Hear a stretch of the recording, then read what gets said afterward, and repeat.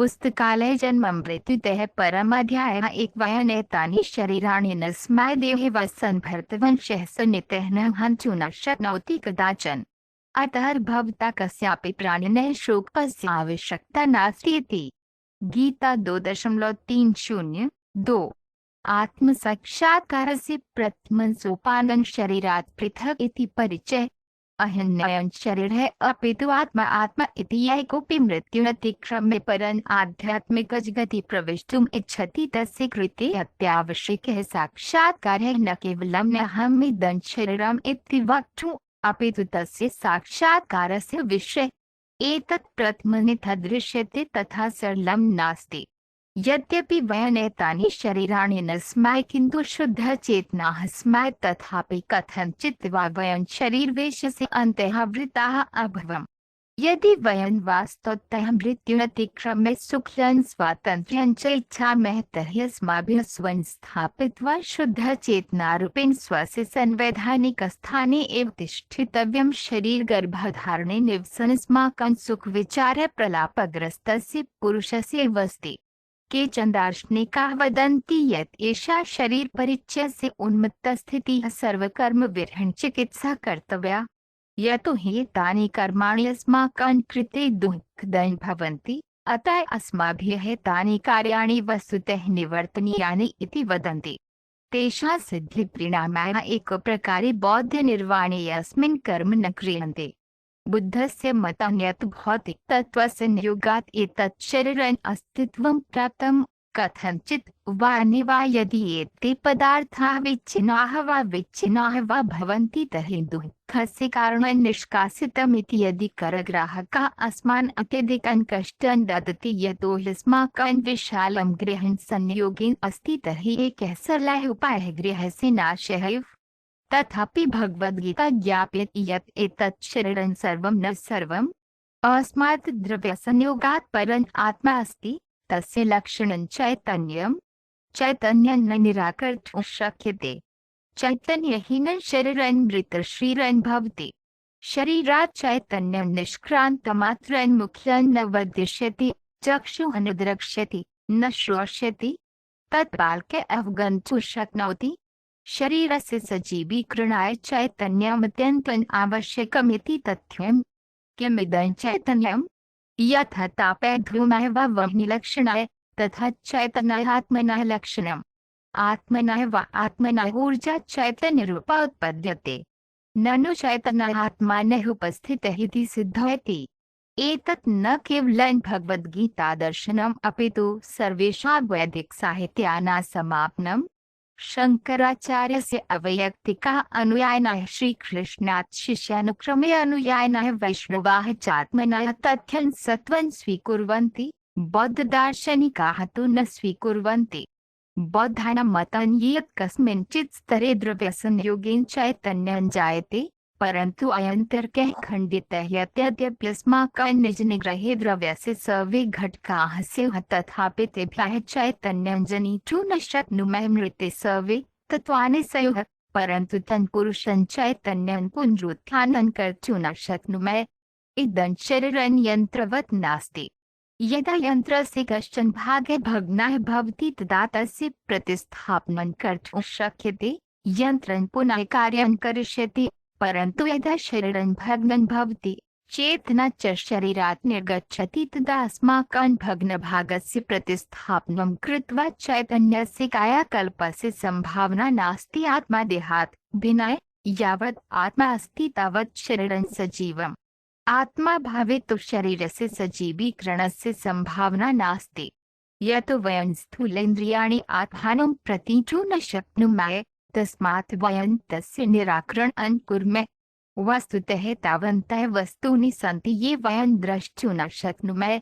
वयं वायुं, रेडियोतरङ्गं, शब्दं वा द्रष्टुं न शक्नुमः, न च अस्माकं मनसेन्द्रियसूक्ष्मजीवाणुः ज्ञातुं शक्नुमः, परन्तु ते नास्ति इति न भवति। सूक्ष्मदर्शिकार्यन्त्राणां साहाय्येन अनेकानि वस्तूनि प्रतीयन्ते ये पूर्वम् अपूर्णेन्द्रियाणि निराकृतानि आसन्। अनुप्रियमाणस्य आत्मा इन्द्रियाणां वा यन्त्राणां वा अद्यापि न प्रतीयमानत्वात् एव नास्तीति न निष्कर्षः कर्तव्यः।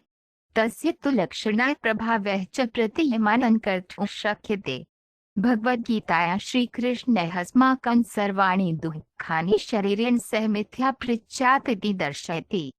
हे कुन्तीपुत्र, उष्णशीत सुख दुःखयोः नित्यरूपं काले तिरोहितं च शिशिरग्रीष्म ऋतु प्रतिपत्ति विलुप्तिवत् इंद्रिय प्रतीतिमुत्पद्यन्ते भर्तवनश अविक्षिप्तं सहितं शिक्षितव्यमिति। गीता 2.1.4.2। ग्रीष्मकाले वयं जल संपर्कात् सुखं अनुभवामः, परन्तु शिशिरे वयं तत् जलं परिहरामः यतः तत् अतिशीतं भवति। उभयथापि जलं समानं, परन्तु शरीर संपर्कात् सुखदं दुःखदं वा वयं प्रतीमहे। दुःख सुख भावाः सव्य शरीर कारणात् कतिपयेषु परिस्थितिषु शरीरं मनः सुखं दुःखं च अनुभवति। वस्तुतः वयं सुखस्य आकाङ्क्षां कुर्मः, यतः आत्मायाः संवैधानिकस्थानं सुखस्यैव। आत्मा परमात्मनः भागः, यह सच्चिदानंद विग्रह है, ज्ञान आनंद नित्यत्व मूर्ति। ननु कृष्ण नाम एव असाम्प्रदायिकं महासुखम् इत्यर्थः। कृष्णस्य महितमस्य च सुखम्। कृष्णः सुखस्य प्रतिरूपः अस्ति, तस्य भागे भूत्वा वयं भोगस्य आकाङ्क्षां कुर्मः। समुद्रजलस्य एकस्य बिन्दुस्य समुद्रस्यैव सर्वे गुणाः सन्ति। अस्माकं च परमसमग्रस्य सूक्ष्मकणाः अपि परमस्य समानाः ऊर्जागुणाः सन्ति।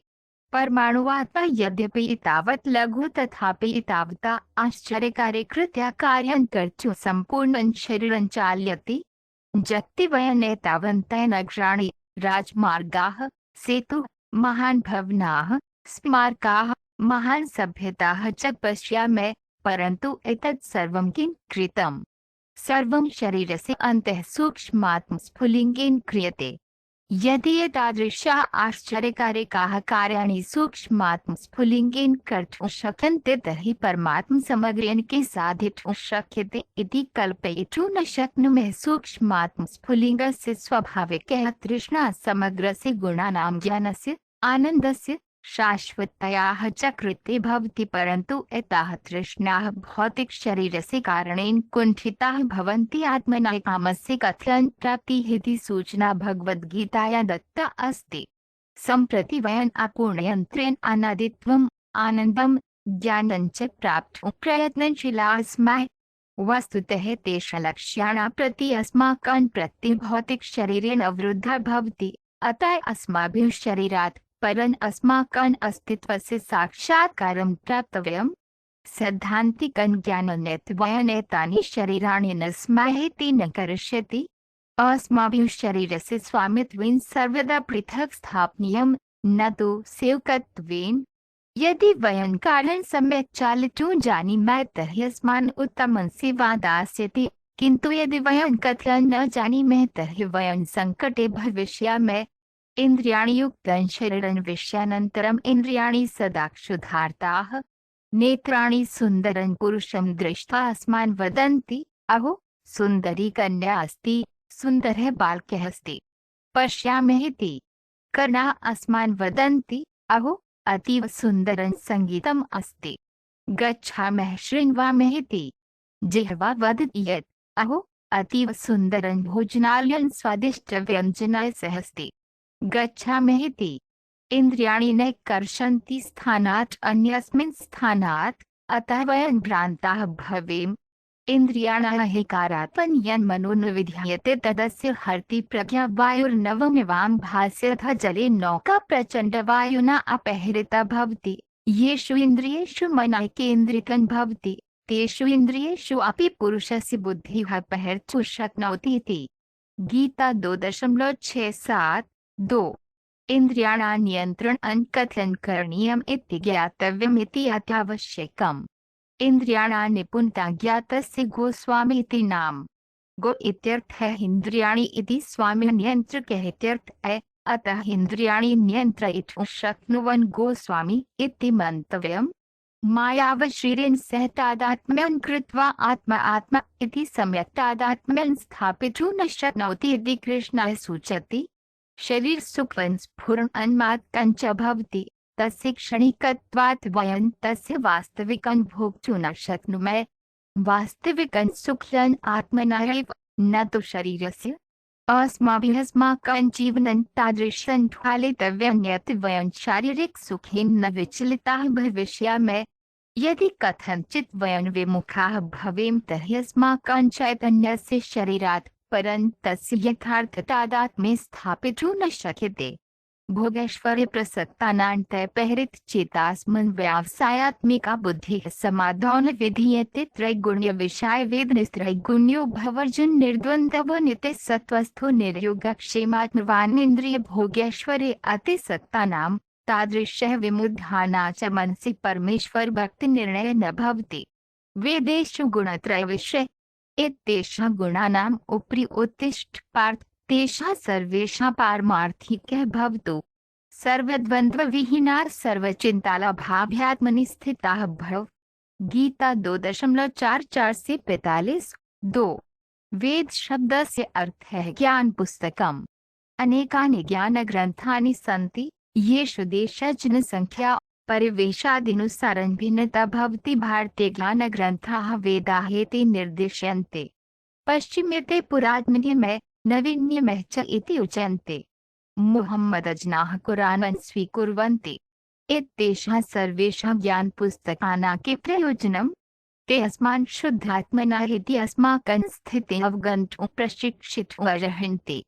तेषामुद्देश्यं केनचित् नियमेन शरीरक्रियायाः प्रतिबन्धः भवति। एते नियमाः नैतिकतासंहिता इति प्रसिद्धाः सन्ति। यथा बाइबले अस्माकं जीवनस्य नियमनार्थं दशाज्ञाः सन्ति। अस्माकनुच्चत्मसिद्धिं प्राप्तुं शरीरस्य नियन्त्रणं भवितुमर्हति। नियामकसिद्धान्तान् विना अस्माकं जीवनस्य सिद्धिः न सम्भवति। नियमाः देशे देशे शास्त्रे वा भिन्नाः भवेयुः, परन्तु तस्य महत्त्वं नास्ति, यतः ते कालपरिस्थित्या जनानां मानसिकतायाः च अनुसारं निर्मिताः भवन्ति, परन्तु नियमितनियन्त्रणस्य सिद्धान्तः समानः एव। तत् सर्वकारः स्वनागरिकैः पालनीयान् केचन नियमाः निर्धारयति।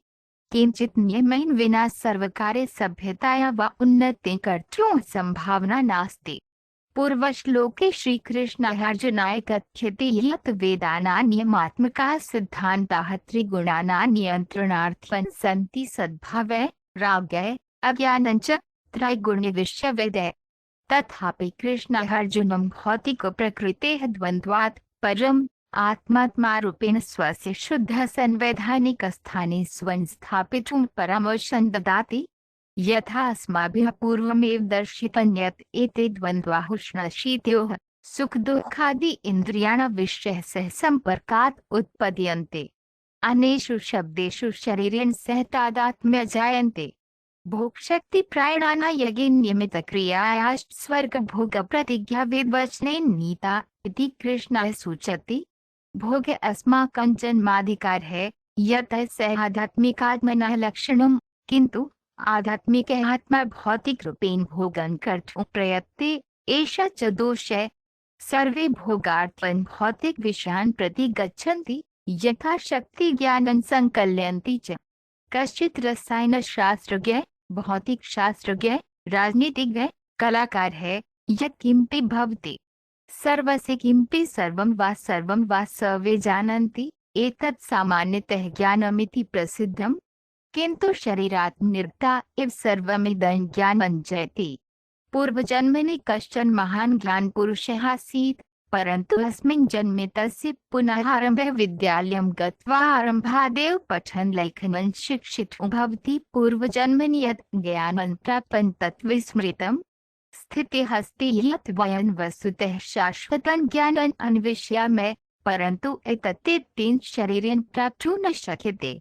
एतेषां शरीराणां माध्यमेन वयं सर्वे भोगं याचामः, परन्तु शरीरभोगः अस्माकं वास्तविकः भोगः नास्ति, कृत्रिमम्। अस्माभिः अवगन्तव्यं यत् यदि वयम् अस्मिन् कृतं भोगे निरन्तरं भवितुम् इच्छामः तर्हि अस्माकं शाश्वतभोगस्थानं न प्राप्नुमः। शरीरं रोगग्रस्तं स्थितिः इति अवश्यं गण्यम्। रोगग्रस्तः पुरुषः सम्यक् भोक्तुं न शक्नोति, पितृयुक्तः पुरुषः यथा शर्करामिष्टान्नं कटुवत् आस्वादिष्यति, परन्तु स्वस्थः पुरुषः तस्य माधुर्यस्य स्वादनं कर्तुं शक्नोति। उभयथापि शर्करामिष्टान्नं समानं भवति, परन्तु अस्माकं स्थितिनुसारं तस्य स्वादः भिन्नः भवति।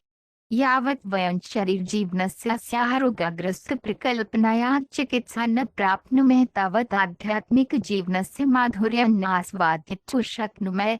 ननु अस्माकं कृते कटुस्वादः भविष्यति। तत्सह वयं भौतिकजीवनस्य आनन्दं वर्धयित्वा अस्माकं रोगग्रस्तता अधिकं क्लिष्टं कुर्मः।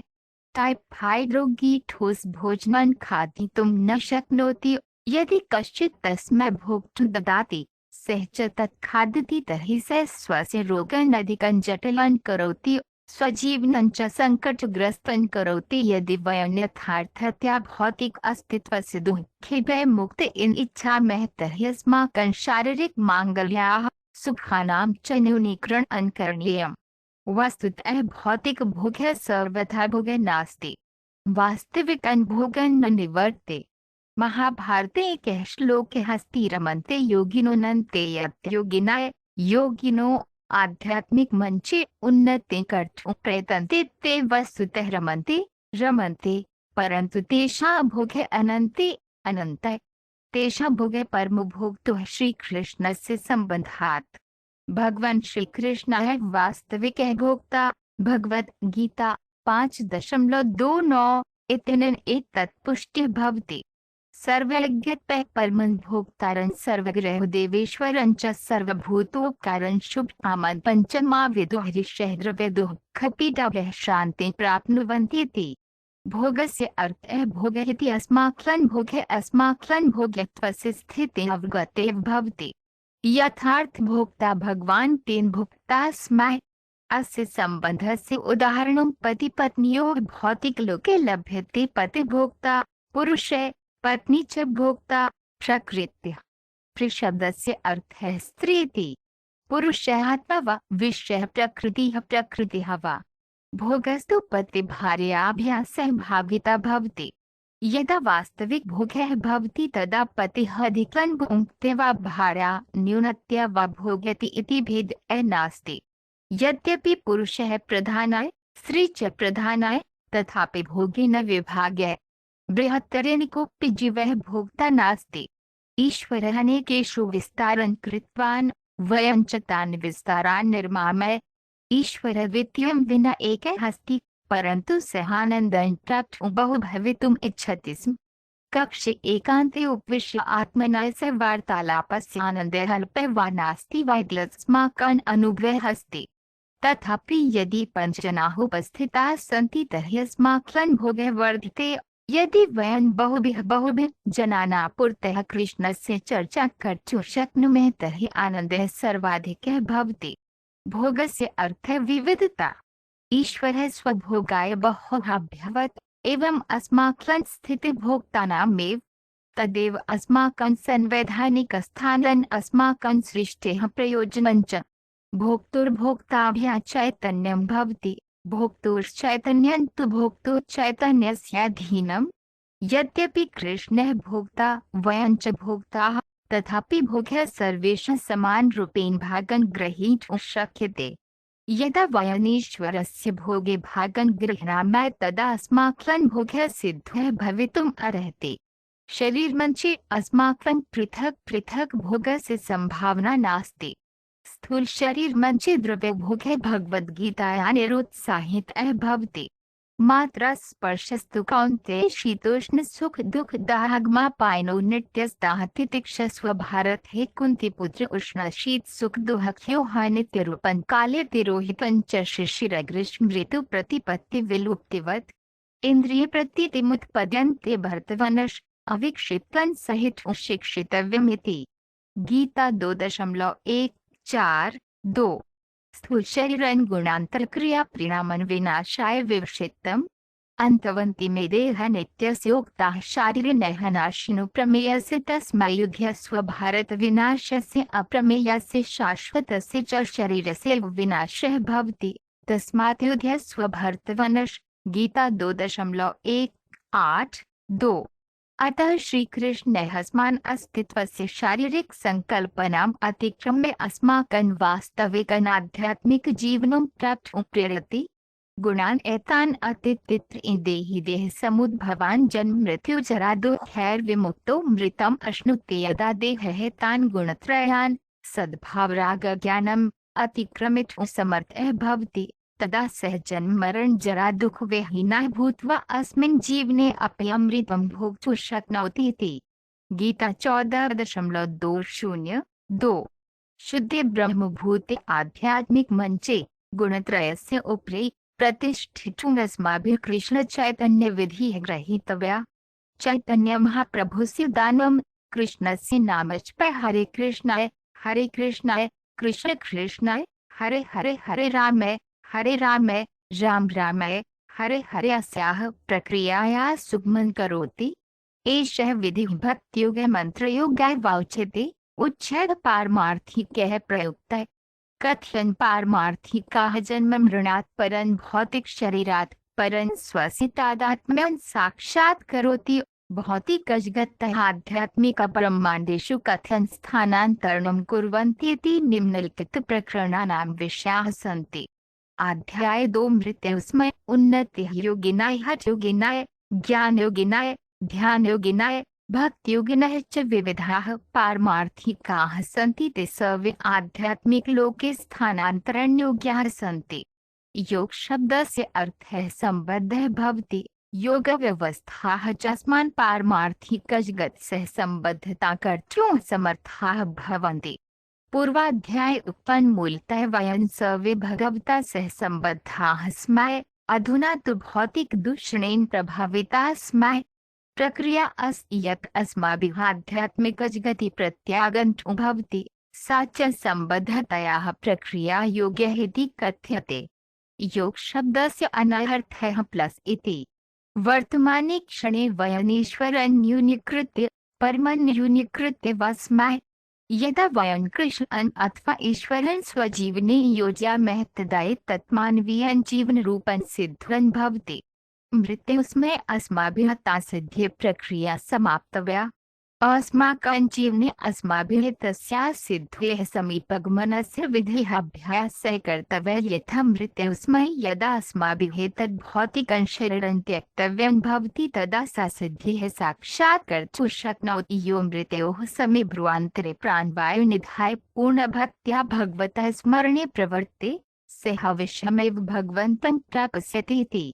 गीता 8.102 यथा छात्रः 4-5 वर्षं यावत् विषयम् अधीति ततः परीक्षा गृहीत्वा उपाधिं प्राप्नोति तथैव जीवनविषयेण सह यदि वयं मृत्युसमये परीक्षायाः कृते जीवनकाले अभ्यासं कुर्मः यदि च वयम् उत्तीर्णाः कुर्मः परीक्षायां वयम् आध्यात्मिकजगति स्थानान्तरिताः भवेम। अस्माकं सर्वं जीवनं मृत्युसमये परीक्षितं भवति। देहं त्यक्त्वा यादृशं स्मरेत् तदवस्था अविफलं प्राप्स्यति इति।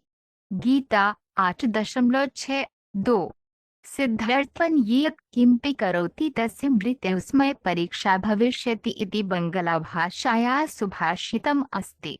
भगवद्गीतायां कृष्णः कथयति यत् शरीरं त्यक्त्वा किं कर्तव्यम्। ध्यानयोगी श्रीकृष्णः श्लोकान् वदति। यदक्षरं वेदविदो वदन्ति विश्रान्ति यद्यतो वीतराग्य यदिच्छन्तो ब्रह्मचार्यं करन्ति तत् ते पदं संगृह्य प्रवाक्ष्य सर्वद्वाराणि संयम्य मनोहृदि निरुध्य च मूर्धनि आधायात्मनः प्राणम् अस्थितो योगधारण वेद विद्वान् प्रणवमुच्चार्यन्तः सन्न्यासक्रमेण महर्षयः ब्रह्मणि प्रविशन्ति। तादृशं सिद्धिमिच्छन् ब्रह्मचर्यं करोति प्रवक्ष्यामि तेन मोक्षमाप्नुयात्। योगस्थितिः सर्वेषु विषयेषु विरक्तिः।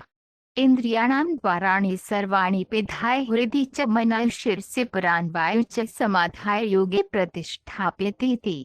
गीता 8 नवंबर 12 योगव्यवस्थायां प्रत्याहार इत्युच्यते विपरीतमेव इत्यर्थः। यद्यपि जीवने नेत्राणि लौकिक सौन्दर्यदर्शने प्रवृत्तानि भवन्ति तथापि मृत्योः समये इन्द्रियाणि विषयाद् निवृत्य अन्तः सौन्दर्यं द्रष्टव्यम्।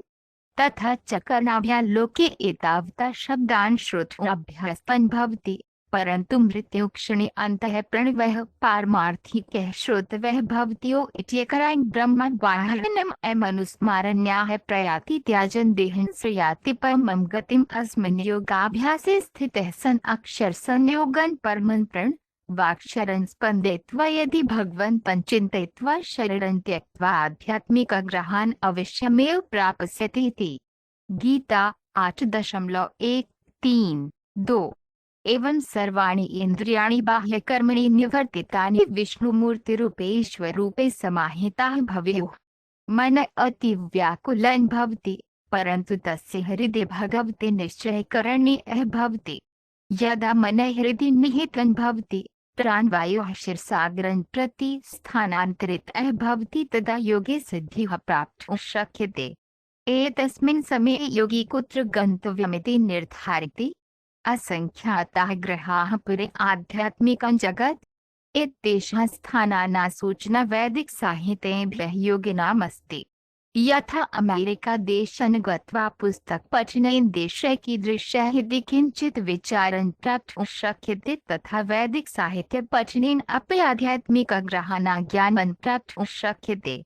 एतानि सर्वाणि वर्णनानि योगी जानाति। अंतरिक्षयान सहायन विना यस्मिंश्चित् ग्रहे स्वं स्थानान्तरितुं शक्नोति।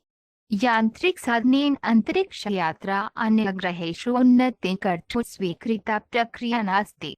कदाचित् बहुकालेन परिश्रमेण धनेन च कतिपय पुरुषाः भौतिकसाधनेन अन्यग्रहान् प्राप्तुं शक्नुवन्ति अंतरिक्षयानानि अंतरिक्षसूट इत्यादयः, परन्तु एषा अतीवोच्छिलाः व्यावहारिकः च पद्धतिः अस्ति। सर्वथा यान्त्रिकेन्द्रव्यस्य परं गमनं न सम्भवति। उच्चग्रहेषु स्थानान्तरणस्य सामान्यतया स्वीकृतः विधिः ध्यानयोगव्यवस्थायाः ज्ञानव्यवस्थायाः वा अभ्यासः अस्ति।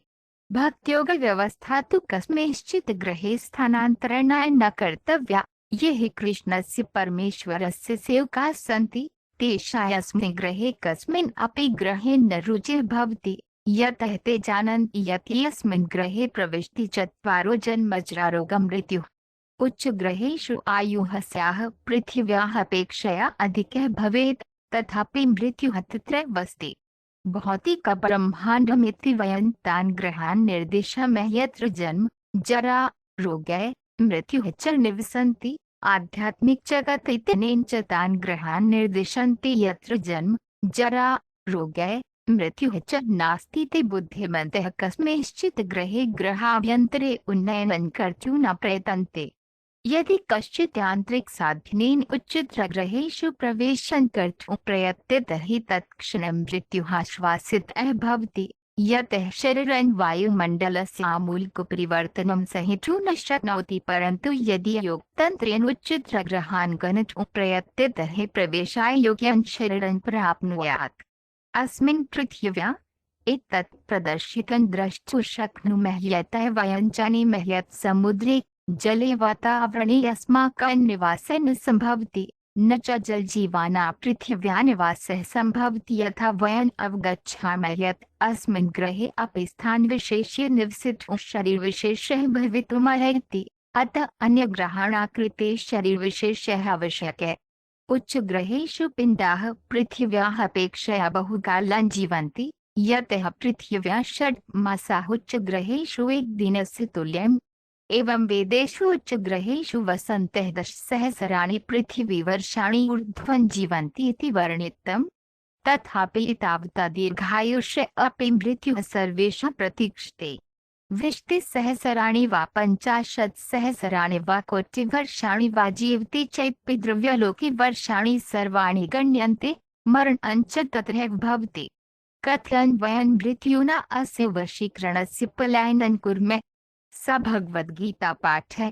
न जयते मृते वा कदाचिन्नयं भूत्वा भविता वा न भूय अजोनितः शाश्वतो यन् पुराणो न हन्यते हन्याम्ने शारीरे आत्मना कदाचन जन्म न मृत्युः न च एकदा भूत्वा कदापि न निवर्ते। अजोनितः नित्यः मृतः आदिमः शरीरे हते सति न हन्यतेति। गीता 2.202। वयम् आध्यात्मिकात्मा स्मः, तथा च वयं नित्यास्मः तर्हि किमर्थं जन्म मृण्योः वशीकरणं कर्तव्यम्। प्रश्नमिदन्यः पृच्छति स बुद्धिमान् इति मन्तव्यः। ये कृष्ण चेतनाः सन्ति ते अतीव बुद्धिमन्तः यतः तेषां गृहे यत्र मृत्युः भवति तत्र प्रवेशं प्राप्तुं रुचिः नास्ति। ते ईश्वरसदृशं शरीरं प्राप्तुं दीर्घकालं तिरस्कुर्वन्ति। ईश्वरः परमः कृष्णः सच्चिदानन्द विग्रहः। सत् इत्यर्थः नित्यः इति, सिट् इत्यर्थः ज्ञानपूर्णः, आनन्दः च सुखपूर्णः इत्यर्थः। कृष्णः सर्वसुखानां यदि वयम् अस्मात् शरीरात् आध्यात्मिकजगति कृष्णलोकं कृष्णस्य गृहं वा अन्यस्मिन् आध्यात्मिकगृहे वा स्थानान्तरं कुर्मः तर्हि वयं तत् सच्चिदानन्दशरीरं प्राप्नुमः। एवं कृष्णचैतन्यस्थानलक्ष्यं भिन्नं भवति। ये अस्मिन् जगति अन्तः उच्चतरगृहेषु स्वस्य प्रचारं कर्तुं प्रयतन्ते। व्यक्तिस्य आत्मनः अथवा वा निमेषः आध्यात्मिकः स्फुलिङ्गः भवति। अस्य आध्यात्मिकस्फुलिङ्गस्य शिखरं प्रति स्थानान्तरणं योगस्य सिद्धिः अस्ति। एतत् प्राप्य योगी कामानुसारेण गृहे कस्मिंश्चित् गृहे स्थानान्तरं कर्तुं शक्नोति। यदि योगी चन्द्रः कीदृशः इति ज्ञातुं जिज्ञासु अस्ति तर्हि सः तत्र स्थानान्तरं कर्तुं शक्नोति। उच्चगृहेषु रुचि लभते चेत् तत्र स्थानान्तरं कर्तुं शक्नोति। यथा यात्रिकाः पृथिव्याः न्यूयोर्कं कनाडा अन्यनगराणि वा गच्छन्ति। यत्र यत्र पृथिव्यां गच्छति तत्र तत्र वीजा सीमाशुल्कव्यवस्थाः प्रचलन्ति। सर्वेषु गृहेषु जन्मजरारोगमरण सिद्धान्ताः अपि तथैव प्रचलन्तः द्रष्टुं शक्यन्ते। इत्येतत् ब्राह्मा मृत्युबिन्दौ योगी प्रणव इति पारमार्थिक अध्वनिस्पन्दन संक्षिप्त रूपं उच्चारयितुं शक्नोति। यदि योगी इमं शब्दं स्पन्दयितुं शक्नोति तथा च तत्सह कृष्णं विष्णुं वा स्मर्तुं शक्नोति तर्हि सः परमं लक्ष्यं प्राप्नोति। विष्णोः मनः समाहितं कर्तुं योगप्रक्रिया एव। अवैयक्तिकाः परमेश्वरस्य किमपि रूपं कल्पयन्ति। व्यक्तिवादिनः तु एतत् न कल्पयन्ति। ते वस्तुतः पश्यन्ति। संकल्पयति वा यथार्थतया पश्यति वा कृष्णस्य व्यक्तित्वरूपेण मनः केन्द्रीक्रियते। अनन्याचेता सतात्मन्यो मन्स्मर्ति नित्यस्य तस्य सुलभः पार्थ नित्ययुक्तस्य योगिनः व्यभिचारेण यः मा स्मर्ति तस्य सुलभः पृथा पुत्र नित्यं भक्तनियोगात्। गीता 8.142। क्षणिक जीवनं क्षणिक सुख है क्षणिक सुविधाभिः च ये तृप्ताः सन्ति ते बुद्धिमान् न मन्तव्याः। न्यूनातिन्यूनं भगवद्गीतानुसारेण अत्यल्पं मस्तिष्कद्रव्यन्यस्य तस्य क्षणिक विशेष रुचिः भवति इति गीतानुसारम्। वयं शाश्वताः स्मः तर्हि किमर्थं क्षणिक विशेष रुचिः भवेत्। अस्थायी स्थितिं कोऽपि न इच्छति। यदि वयम् अपार्टमेण्ट् मध्ये निवसन्तः स्मः गृहस्वामी च अस्मान् रिक्तं कर्तुं वदति तर्हि क्षम्यताम्। परन्तु यदि वयम् उत्तमम् अपार्टमेण्टं गच्छामः तर्हि क्षम्यतां न कुर्मः। अस्माकं स्वभावः एव यतः वयं स्थायी स्मः स्थायी निवासम् इच्छेम। न वयं मृत्युम् इच्छामः यतः वस्तुतः वयं स्थायित्वं स्मः। न च वयं वृद्धाः भवितुम् इच्छामः वा व्याधिग्रस्ताः भवितुम् इच्छामः यतः तानि सर्वाणि बाह्यानि अनित्यानि वा अवस्थाः सन्ति। यद्यपि वयं ज्वरग्रस्ताः न भवेम तथापि कदाचित् ज्वरः आगच्छति। पुनः स्वस्थता प्राप्तुं सावधानताः उपायाः च कर्तव्याः। चतुष्कदुःखानि ज्वरनिव सर्वाणि शरीरकारणानि च। यदि कथञ्चित् भौतिक शरीरात् बहिः गन्तुं शक्नुमः तर्हि तस्य अभिन्नं दुःखं पलायितुं शक्नुमः। अवैयक्तिकानाम् अस्मात् क्षणिक शरीरात् निर्गन्तुं कृष्णः अत्र प्रणवाक्षरं स्पन्दनं कर्तुम् उपदिशति। एवं तेषां आध्यात्मिकजगति आश्वासनं दातुं शक्यते। तथापि ते आध्यात्मिकलोकं प्रविशन्ति चेदपि तत्र गृहेषु कस्मिन् अपि गृहे प्रवेष्टुं न शक्नुवन्ति। बहिः तिष्ठन्ति ब्रह्मज्योतिषु। ब्रह्मज्योतिः सूर्यस्य तुल्यः स्यात्। आध्यात्मिकग्रहाः सूर्यस्य उपमा भवन्ति। आध्यात्मिकाकाशीय वैयक्तिकाः परमेश्वरस्य ब्रह्मज्योतितेजो तिष्ठन्ति। अवैयक्तिकाः ब्रह्मज्योतिषु आध्यात्मिकस्फुलिङ्गरूपेण स्थापिताः एवं च ब्रह्मज्योतिः आध्यात्मिकस्फुलिङ्गे पूरितः भवति। एतदेव आध्यात्मिकसत्त्वे विलीनीकरणेन अभिप्रेतम्।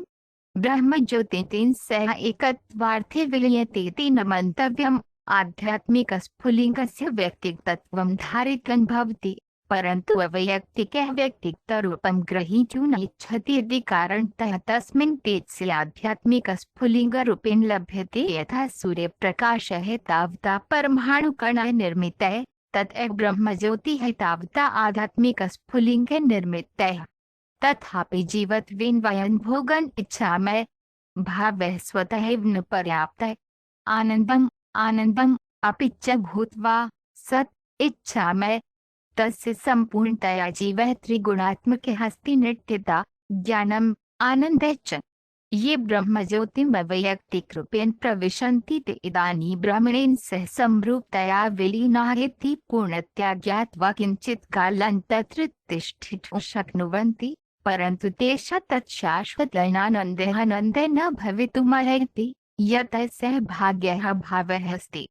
कश्चित् कक्षे किञ्चित् कालं यावत् एकान्ते तिष्ठति, पुस्तकं पठित्वा वा किञ्चित् विचारेण वा रमते, परन्तु तस्मिन् कक्षे वर्षाणि चैकं स्थातुं न शक्यते, न च अनन्तकालं यावत्। अतः परमसत्त्वे अवैयक्तिकरूपेण विलीयमानस्य कस्यचित् संसर्गस्य प्राप्त्यर्थं पुनः भौतिकलोके पतनस्य सर्वसम्भावना भवति इति श्रीमद्भागवत निर्णयः।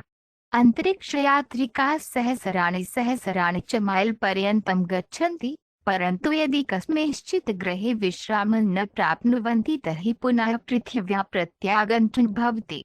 सर्वथा विश्रामः आवश्यकः। अवैयक्तिकरूपे विश्रामः निश्चितः।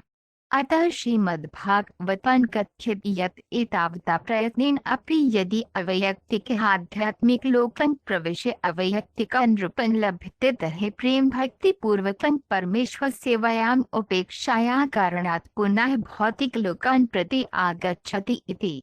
यावत् वयम् अत्र पृथिव्यां स्मः तावत् कृष्णं परमेश्वरं प्रेम्णा सेवितुं च अभ्यासं कर्तुं शिक्षितव्यम्।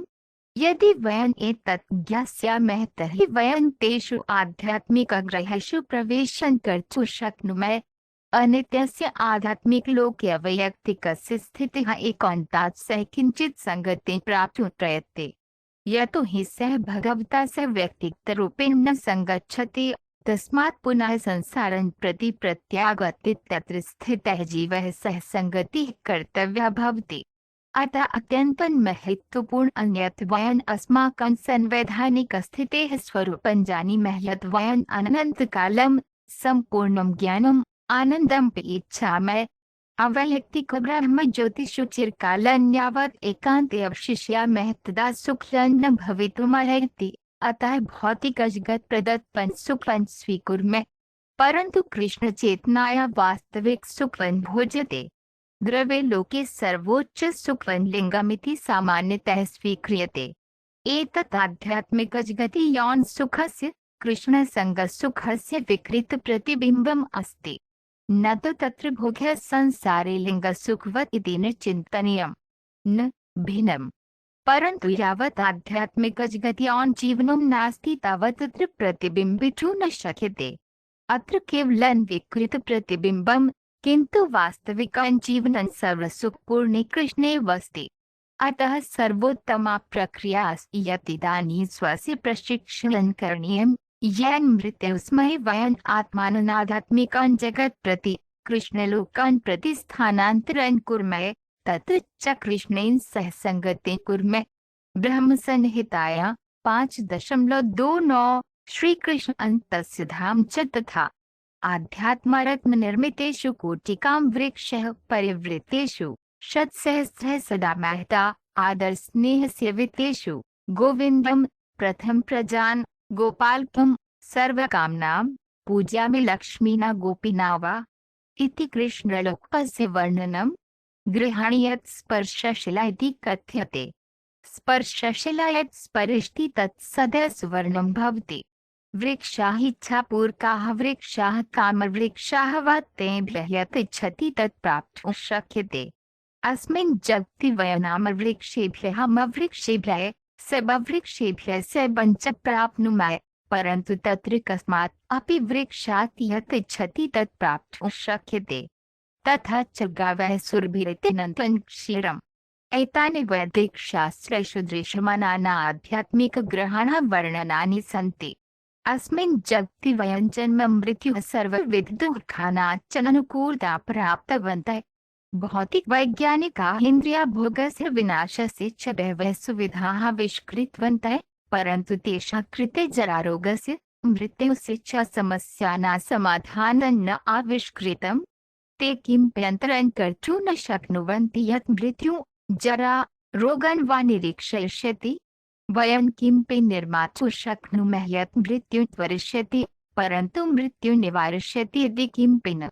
ये तु बुद्धिमान् न चतुरङ्ग दुःखानि, किन्तु आध्यात्मिकग्रहोन्नत चिन्तयन्ति।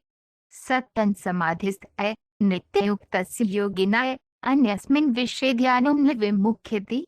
सदा समाधिस्थः तस्य मनः कृष्णविचारेण सदा पूरितं भवति, व्यभिचारं विना अनन्यचित्तः सतातं सातम् इति कुत्रापि कस्मिन् अपि समये निर्दिश्यते। भारते अहं वृन्दावने निवसन् अधुना अमेरिकादेशे अस्मि, किन्तु वृन्दावनात् बहिः अस्मि इति न भवति। यतः यदि अहं सर्वदा कृष्णं चिन्तयामि तर्हि अहं वृन्दावने एव अस्मि, भौतिकपठनं न कृत्वा। कृष्णचैतन्यस्य अर्थः अस्ति यत् तस्मिन् गोलोकवृन्दावने कृष्णेन सह सर्वदा वसति, केवलं एतत् शरीरं त्यक्तुं प्रतीक्षते इति। स्मरति नित्यस्य निरन्तरस्मरणमित्यर्थः। कृष्णस्मरणं कुर्वतः कृते भगवान् तस्याहं सुलभः सुलभतया कृतवान् भवति। कृष्णः स्वयमेव वदति यत् अनेन भक्तियोगेन सहजतया कृत्यते। तर्हि किमर्थम् अन्या प्रक्रिया प्रतिनेतव्यम्? वयं हरे कृष्णं कृष्ण कृष्णं हरे हरे हरे रामं राम रामं हरे हरे 24 घण्टा प्रतिदिनं जपं कर्तुं शक्नुमः। नियमाः च न सन्ति। व्यथिकाया मेट्रोयाने स्वगृहे वा कार्यालये वा जपं कर्तुं शक्यते, न करव्ययः च नास्ति। अतः किमर्थं न तद् गृह्णाति? अध्याय 3 भौतिकग्रहे मुक्तिः ज्ञानिनो योगिनः च सामान्यतः वैयक्तिकाः सन्ति। यद्यपि ते अवैयक्तिकतया प्रलयं क्षणिकं मुक्तिरूपं प्राप्नुवन्ति, तथापि आध्यात्मिकनाकाशं श्रीमद्भागवतं ते तेषां ज्ञानं शुद्धं न मन्यते। तपसा ध्यानाय च ते परमब्रह्ममञ्चं प्रति उत्तिष्ठन्ति, किन्तु यथा व्याख्यातं ते पुनः द्रव्यलोकान् प्रति पतन्ति, यतः ते कृष्णस्य व्यक्तिगतं लक्षणं गम्भीरतापूर्वकं न गृहीतवन्तः। यावत् कृष्णपादकमलं न पूज्यते तावत् पुनः भौतिकमञ्चम् अवतरितव्यं भवति। आदर्शः मनोवृत्तिः भवेत्, अहं शाश्वतः सेवकःस्मि, कथञ्चित् त्वत्सेवाया प्रवर्तयतु इति। कृष्णः जितः च अहेति उच्यते, यतः कोऽपि ईश्वरं जितुं न शक्नोति, परन्तु श्रीमद्भागवतस्य मते एतादृशेन मनोवृत्त्या स सहजतया परमं जयति। श्रीमद्भागवतमप्यनुशंसति यत् वयं परमं परिमाणं कर्तुं व्यर्थं त्यजामः। अन्तरिक्षस्य सीमा अपि न प्रमेयं शक्नुमः, कि पुनः परमं न हि क्षुद्रज्ञानेन कृष्णस्य दीर्घविस्तारं परमेतुं शक्यते। यश्चेतस्मिन् निष्कर्षं प्राप्नोति स वैदिकसाहित्येन बुद्धिमान् इति मन्यते। वशतया ज्ञातव्यं यत् सः जगतः अत्यन्तं तुच्छः खण्डः अस्ति। परिमितज्ञानेन वा मानसिकेन अनुमानेन वा परमबोधप्रयत्नं परित्यज्य वयं वशीभूताः भूत्वा भगवद्गीता आदि प्रमाणिकस्रोतः साक्षात्कृतात्मनः अध्ययेन वा परमं श्रोतव्यम्। भगवद्गीताया अर्जुनः श्रीकृष्णस्य वज्रातीश्वरं शृणोति। एवम् अर्जुनेन वशीश्रवणेन परमबोधस्य मानदण्डः निर्धारितः। अर्जुनस्य अथवा तस्य सत्प्रतिनिधिगुरुस्य अदरात् भगवद्गीता श्रोतुम् अस्माकं स्थितिः अस्ति। श्रुत्वा एतत् प्राप्तं ज्ञानं दैनन्दिनजीवने अभ्यासः करणीयः। अजेयस्त्वं भगवन् इति भक्तः प्रार्थयति, अनेन प्रक्रियाया श्रवणेन तु चित्तस्येति ईश्वरः जय, किन्तु मानसिकानुमानं त्यक्त्वा प्रामाणिकस्रोतान् शृण्वन् भक्तेन जितः ब्रह्म संहितानुसारेण ज्ञान प्राप्तेः द्वौ मार्गौ स्तः आरोहण प्रक्रिया अवरोही च। आरोहणेन तु ज्ञानेन स्वयमधिगतेन उन्नतिः भवति। एवं चिन्तयति यत् अहं कस्यापि अधिकारिणा पुस्तकस्य वा चिन्ता न करोमि, ध्यान दर्शनादिना स्वयं ज्ञानं प्राप्स्यामि एवं ईश्वरं अवगमिष्यामीति। अन्या प्रक्रिया अवरोही प्रक्रिया उच्चाधिकारिभ्यः ज्ञानं प्राप्तुं प्रवृत्ता अस्ति। ब्रह्म संहितायां उत्पन्यत् यदि कश्चित् आरोहण प्रक्रियामादाय मनः वायुवेगेन कोटिवर्षाणि गच्छेत् तथापि अविज्ञात एव अन्ते तिति तस्य कृते विषयः दुर्गमः चिन्तः च तिष्ठति। स तु विषयः भगवद्गीतायां दत्तः अनन्यचेताः कृष्णाय वशीभूते भक्तिमार्गात् व्यभिचारेण विना तं ध्यायेत् इति वदति। एवं पूजेतस्य तस्याहं सुलभः सुलभः भवेयमिति। एषा प्रक्रिया यदि कश्चित् कृष्णाय 24 घण्टाः कार्यं करोति तर्हि कृष्णः तं विस्मर्तुं न शक्नोति। वशीभूतः भूत्वा सः ईश्वरस्य ध्यानाकर्षितुं शक्नोति। यथा गुरोः भक्तिसिद्धान्तः सरस्वती वदति स्म, ईश्वरं द्रष्टुम् अप्रयतस्व कि परमेश्वरः आगत्य अस्माकं पुरतः सेवकवत् स्थातव्यः केवलन्यतो हि वयं तं द्रष्टुम् इच्छामः। स न वशीमार्गः अस्माभिः तस्य प्रेम्णा सेवयाश्च बाध्यता कर्तव्या इति। कृष्णस्य समीपगमनस्य सम्यक् प्रक्रिया चैतन्यं प्रभुना मानवतया दत्ता। तस्य प्रथम शिष्य रूप गोस्वामी तस्य प्रशंसाम् अकरोत्। रूप गोस्वामी मोहम्मद सर्वकार्य मंत्री आसीत्, परन्तु सः चैतन्य महाप्रभुस्य शिष्यः भवितुं सर्वकारं त्यक्तवान्। यदा प्रथमवारं भगवन्तं द्रष्टुं गतः तदा रूप गोस्वामी श्लोकेन तस्य समीपं गतः। अनेभ्यः अवतारेभ्यः श्रीकृष्ण चैतन्याय श्रीकृष्ण चैतन्याय श्रीकृष्ण चैतन्याय श्रीकृष्ण चैतन्याय नमोऽस्मि, यतो हि सः स्वतन्त्रतया यत् अनेन दत्तं नास्ति शुद्धं कृष्ण प्रेममिति। रूप गोस्वामी चैतन्य महाप्रभु अत्यन्तं दानशीलं व्यक्तित्वमिति आह्वयत्। यतः सः सर्वेभ्यः बहुमूल्यं वस्तु अतीव सस्तेन अर्पयति स्म। ईश्वर प्रेम वयं सर्वे कृष्णं इच्छामः, सर्वे तस्य तृष्णा कुर्वन्तः स्मः। कृष्णः आकर्षकत्मः, सुन्दरत्मः, सर्वाधिकः श्रीमान्, परमशक्तिमान्, विद्वान् च। तदेव अस्माकं तृष्णायाः विषयः। वयं सुन्दराः, शक्तिशालिनः, विद्वान्, धनिनः च तृष्णा कुर्मः। कृष्णे वेतस्य सर्वस्य जलाशयः अस्ति, अतः अस्माकं केवलं तस्य प्रति ध्यानं करणीयं, ततः सर्वं प्राप्नुमः। सर्वन्यत् इच्छामः। यत्किमपि अस्माकं हृदयस्य इच्छा अस्ति तत् कृष्णचैतन्यप्रक्रियायाः अनेन सिद्धं भविष्यति। कृष्णचैतन्ये म्रियते यस्य पूर्वोक्तं कृष्णलोकप्रवेशः परमं धाम यत्र कृष्णः वसति। एतस्मिन् समये तस्मिन् गृहे गमनस्य के लाभः इति पृच्छितुं शक्यते। कृष्णः उत्तरं ददाति, मा प्राप्य महात्मनः भक्त्या योगिनः क्षणिकं लोकं न प्रत्यागच्छन्ति, यतः ते परमासिद्धिं प्राप्तवन्तः इति। गीता 8.152। अयं द्रव्यलोकः श्रीकृष्णेन प्रजापतिना दुःखालयं दुःखपूर्णः प्रमाणितः अस्ति। तर्हि कथं वयं तत् आरामदायकं कर्तुं शक्नुमः? कि विज्ञानस्य तथाकथितप्रगत्या अस्य जगतः सुखदं कर्तुं शक्यते? न, एतत् न सम्भवति।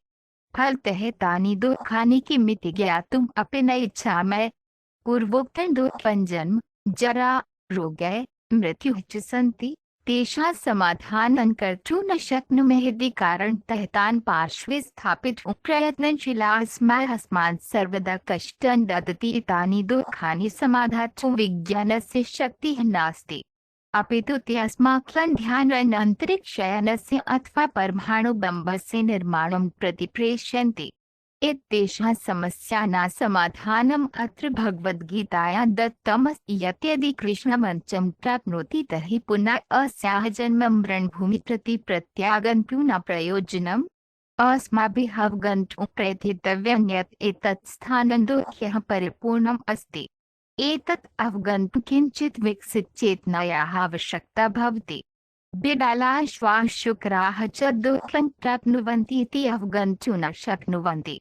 मनुष्य तर्कशीले पशुः इति उच्यते, परन्तु तस्य तर्कशीलतायाः उपयोगे अस्मात् दुःखदस्थित्याः मुक्तिः कथं भवति इति ज्ञातुं न अपितु तस्य पशुप्रवृत्तिना प्रवर्तनार्थं क्रियते। अत्र कृष्णः स्पष्टतया वदति यत् यः तस्य समीपमागच्छति सः पुनः कदापि दुःखं भोक्तुं पुनः जन्म न प्राप्स्यति। ये महात्मानः तस्य समीपमागच्छन्ति ते जीवनस्य उच्चतमं सिद्धिं प्राप्तवन्तः। या जीवस्य शर्त सत्वस्य दुःखात् उपशमनं करोति।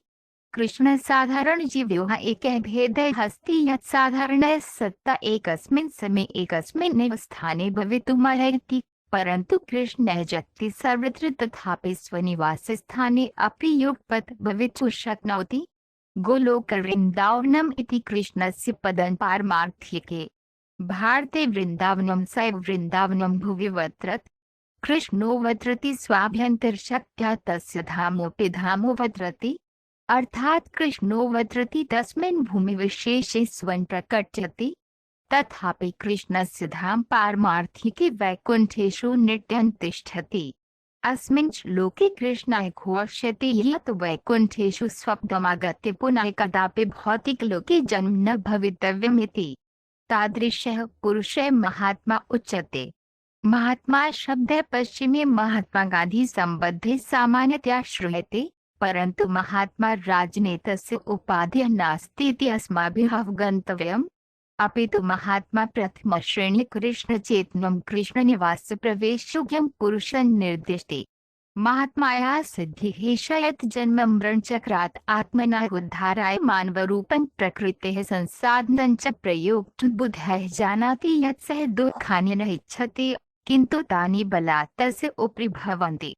यथोक्तं वयं सर्वदा अस्य मनः शरीरस्य स्वाभाविकविकारस्य अन्यजीवस्य वा कारणेन दुःखदस्थितौ स्मः।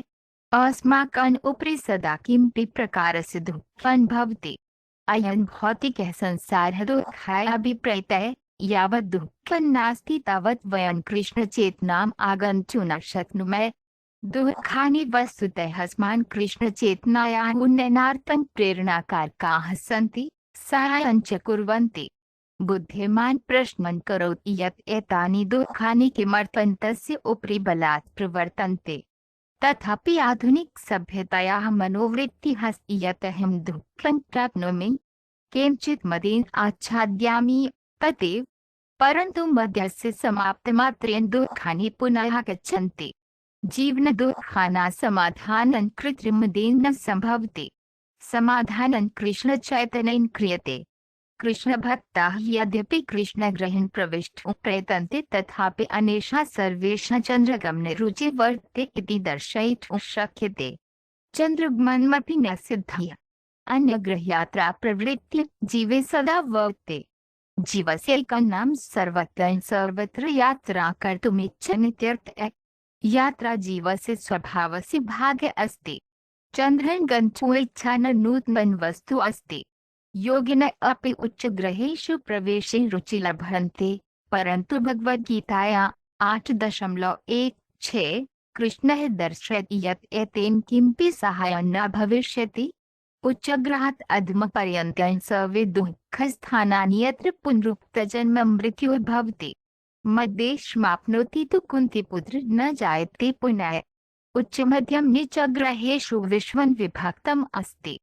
पृथिवी मध्यमगृहमण्डलस्य सदस्या स्मर्यता।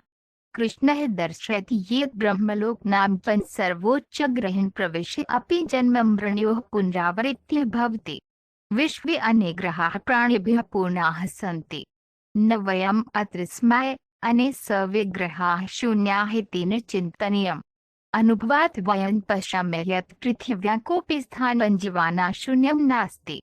यदि वयं पृथिव्यां गभीरं खनामः तर्हि कृमिः प्राप्नुमः। यदि वयं जले गभीरं गच्छामः तर्हि जलजीवाः प्राप्नुमः। यदि वयम् आकाशं गच्छामः तर्हि तावन्तः पक्षिणः प्राप्नुमः। अन्यग्रहेषु जीवा नास्ति इति कथम्।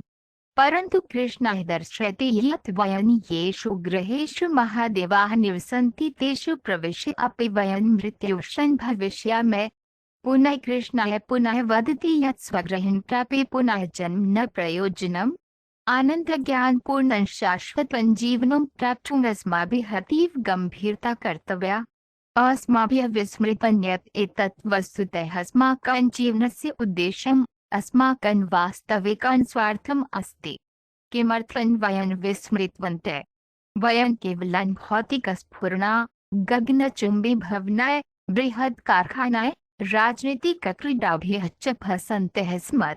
यद्यपि वयं जानीमः यत् वयं कियत् अपि बृहत् गगनचुम्बी भवनानि निर्मामः तथापि अत्र निश्चितकालं यावत् निवासं कर्तुं न शक्ष्यामः। अस्माभिः भौतिकप्रकृतौ अधिकं फसितुं महान् उद्योगानां नगराणां च निर्माणे अस्माकम् ऊर्जा न दूषितव्या, अपि तु कृष्णचेतनायाः विकासाय अस्माकम् ऊर्जायाः उपयोगः करणीयः। येन वयं कृष्णगृहे प्रवेशं कर्तुं शक्नुमः इति आध्यात्मिकशरीरं प्राप्तुं शक्नुमः। कृष्णचेतनान् धार्मिकसूत्रं वाक्यश्चन आध्यात्मिकविनोदः जीवस्य महत्त्वपूर्णः भागः अस्ति।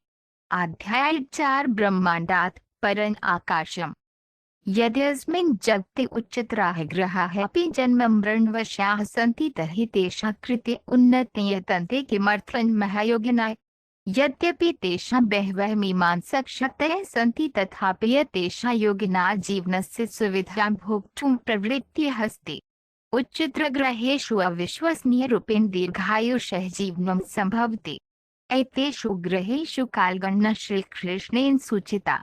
सहस्रयुगपर्यन्तं यद् ब्राह्मणो विदुः रात्रियुगसहस्रान्तन्ते होरात्रविदो जनाः मनुष्यगणेन युगसहस्रं ब्रह्मण्य कृणावधि तथा च तस्य रात्रिकालावधेति।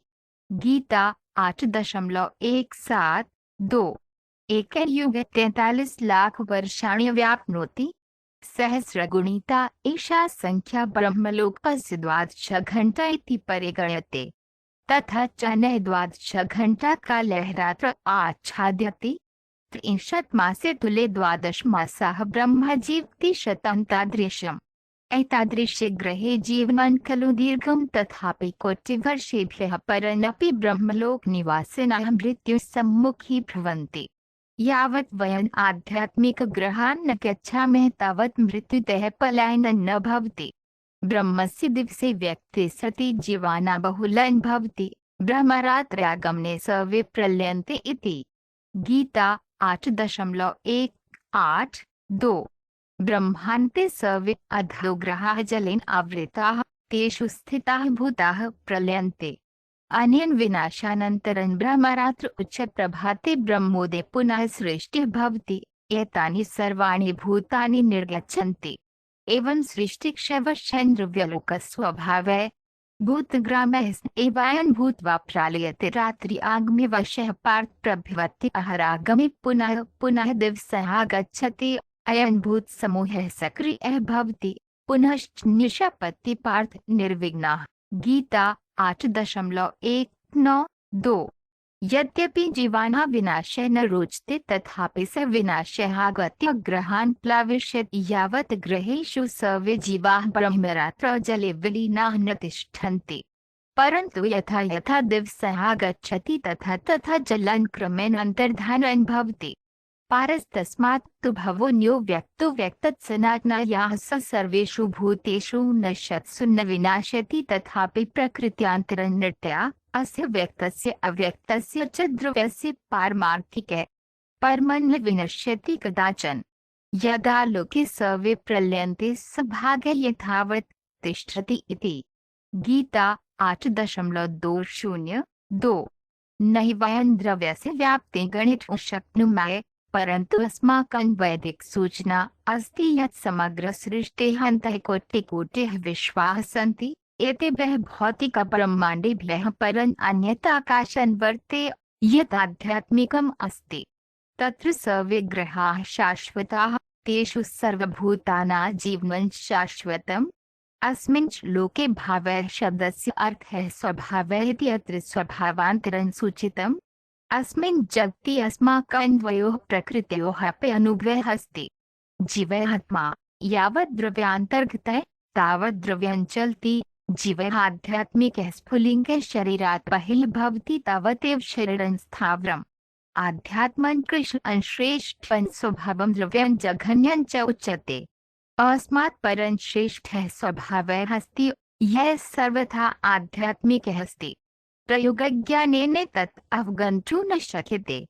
दूरदर्शनेन वयं कोटिकोटितारकान् द्रष्टुं शक्नुमः, परन्तु तेषां समीपं गन्तुं न शक्नुमः। अस्माभिः अस्माकम् असमर्थता अवगन्तुं भवति। यदि वयं प्रयोगज्ञानेन भौतिकं जगत् अवगन्तुं न शक्नुमः तर्हि ईश्वरस्य तस्य राज्यस्य च अवगमनस्य का सम्भावना अस्ति? प्रयोगेन न सम्भवति। भगवद्गीताश्रवणेन अस्माभिः अवगन्तव्यम्। अस्माकं पिता कोऽस्ति इति वयं प्रयोगज्ञानेन अवगन्तुं न शक्नुमः। अस्माभिः मातुर्वचनं श्रुत्वा तस्याः विश्वासः कर्तव्यः। यदि वयं तान् विश्वसामः तर्हि ज्ञातुं कोऽपि उपायः नास्ति। तथैव यदि वयं केवलं कृष्णचेतनपद्धतिलभ्यामः तर्हि कृष्णस्य तस्य राज्यस्य च विषये सर्वाणि सूचनानि प्रकाशितानि भविष्यन्ति। पारस्तु भवेयुत्तमस्वभावः इत्यर्थः। व्याप्तः च यत् प्रकटितं पश्यामः तत् निर्दिष्टे। पृथिवी सूर्यनक्षत्रग्रहमाध्यमेन भौतिकं जगत् प्रकटितं भवति इति वयं द्रष्टुं शक्नुमः। अस्मात् परं च विश्वस्य स्वभावः नित्यः स्वभावः अव्यक्तात् सनातनः। अस्य भौतिकस्य स्वभावस्य आरम्भः अन्तः च अस्ति, परन्तु सः आध्यात्मिकः स्वभावः सनातनः शाश्वतः अस्ति। तस्य न आदौ न चान्त्यं। कथने तत् सम्भवति? मेघः आकाशस्य उपरि गच्छति, सः महति दूरनाच्छादयति इति भासते, परन्तु वस्तुतः सः समग्रस्य आकाशस्य तुच्छं भागम् आच्छाद्यन् एकः लघुः बिन्दुः अस्ति। यतो हि वयम् एतावन्तः लघुः। यदि केवलं कतिपयानि मैल्शतानि मेघेन आच्छादितानि सन्ति तर्हि समग्रम् आकाशम् आच्छादितम् इति भासते। तथा च इदं सर्वं द्रव्यं विशाले आध्यात्मिकम् आकाशे लघु तुच्छं मेघेऽस्ति। महत्तत्त्वेन द्रव्यं सन्नवृतं। यथा मेघस्य आदिः अन्तः च भवति, अस्य भौतिकस्य स्वभावस्य अपि आरम्भः अन्तः च भवति। यदा मेघाः अन्तर्धानं भवन्ति आकाशः च निर्मलः भवति तदा वयं सर्वं यथावत् पश्यामः। तथा च शरीरं जीवात्मनः उपरि गच्छन् मेघे भवति। किञ्चित् कालं यावत् तिष्ठति, केचन उपोत्पादाः ददाति, क्षीणः भवति, ततः अन्तर्धानं भवति।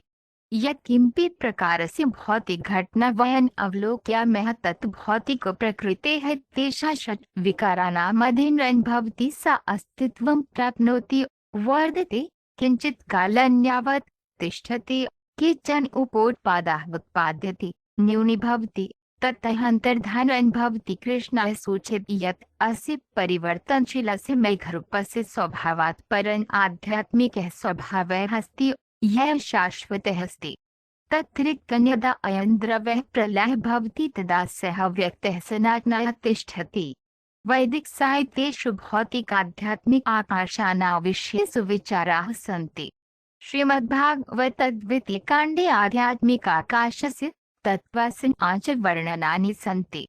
आध्यात्मिक आकाशे आध्यात्मिकविमानाः सन्ति, तत्र मुक्ताः सत्ताः तेषु विमानेषु विद्युद्वत् भ्रमन्ति इति सूचना अपि दत्ता अस्ति। यत्र यत् किमपि प्राप्नुमः तत्सर्वं तत्रैव वास्तविकरूपेणापि लभ्यते। अत्र भौतिकाकाशे सर्वं तदनुकरणं छाया वा यत् आध्यात्मिकाकाशे वर्तते। यथा चलचित्रे वयं केवलं वास्तविकवस्तूनाम् एकं प्रदर्शनं वा प्रतिरूपं वा पश्यामः। श्रीमद्भागवते उक्तं यत् एषः भौतिकः जगत् यथार्थस्य अनुकरणं कृतं द्रव्यसंयोगः अस्ति। यथा भण्डारस्य क्रीडा बालिकायाः पुतला भवति, बालिकायाः अनुकरणं कृतं।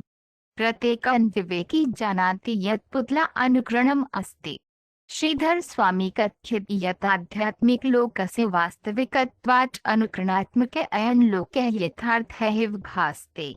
अस्माभिः वास्तविकतयाः अर्थः अवश्यमेव अवगन्तव्यः। वास्तविकतयाः अर्थः यत् अस्तित्वं न जितुं वास्तविकता अनादित्वम् इत्यर्थः। अस्तित्वस्य न सहनत्वं विद्यमानस्य च न निवृत्तिः इति सत्यदर्शने निष्कर्षं गतवन्तः। उभयस्य स्वरूपमध्ययनेन एतत् दृष्ट्वा उपसंहारं कृतवन्तः इति। गीता 2.162। वास्तविकं सुखं कृष्णं तु क्षणिकं द्रव्यं सुखं न वास्तविकम्। ये एतावत् द्रष्टुं शक्नुवन्ति ते छायासुखेषु भागं न गृह्णन्ति। मानवजीवनस्य वास्तविकम् उद्देश्यम् आध्यात्मिकम् आकाशं प्राप्तुं भवति, परन्तु यथा श्रीमद्भागवतं दर्शयति अधिकांशः जनाः तस्य विषये न जानन्ति। मानवजीवने वास्तविकता अवगन्तुं तस्मिन् स्थानान्तरितुं च अभिप्रेतम्। अस्मिन् अन्धकारे न तिष्ठेत् इति सर्वं वैदिकसाहित्यम् अस्मान् उपदिशति। अस्य जगतः स्वभावः अन्धकारः, किन्तु आध्यात्मिकः जगत् प्रकाशपूर्णः अस्ति, तथापि अग्निना विद्युद्वाना प्रकाशितः। कृष्णः भगवद्गीतायाः 15 15.6 अस्य संकेतं ददाति। न तद्भाषाते सूर्यो न शशाङ्को न पावकः यद्गत्वा न निवर्तन्ते तद्धाम परमं मम न सूर्येण चन्द्रेण वा न प्रकाश्यते मम धाम न च विद्युत् प्राप्यते न पुनरावर्ते कदाचन अव्यक्त इति उच्यते यतो द्रव्येन्द्रियाणां नुपलभ्य अव्यक्तं अमोघं च तत्परं पदं परमागते तत्र गच्छन् स कदापि न आगच्छति तत्मं परमं पदमिति। गीता 8.2.1-2। अस्मिन् श्लोके महती यात्रा सूचिता अस्ति। अस्माभिः बाह्य अंतरिक्षं प्रविष्टुं भौतिक ब्रह्माण्डं भ्रमितुं तस्य आवरणं प्रविश्य आध्यात्मिक आकाशं प्रविष्टुं च शक्यते। परमागते सा यात्रा परा। अस्मात् गृहात् कतिपयानि सहस्राणि माइल् दूरे गत्वा ततः पुनरागमनस्य प्रश्नः नास्ति। एतादृशी यात्रा अतीव वीरतानुभवति। अस्माभिः समग्रं भौतिकं जगत् प्रविष्टव्यम्। एतत् वयम् अन्तरिक्षयानाय कर्तुं न शक्नुमः, किन्तु कृष्णचैतन्यमग्नाय मृत्योः समये कृष्णं चिन्तयति सः सदैव तत्र स्थानान्तरितः भवति।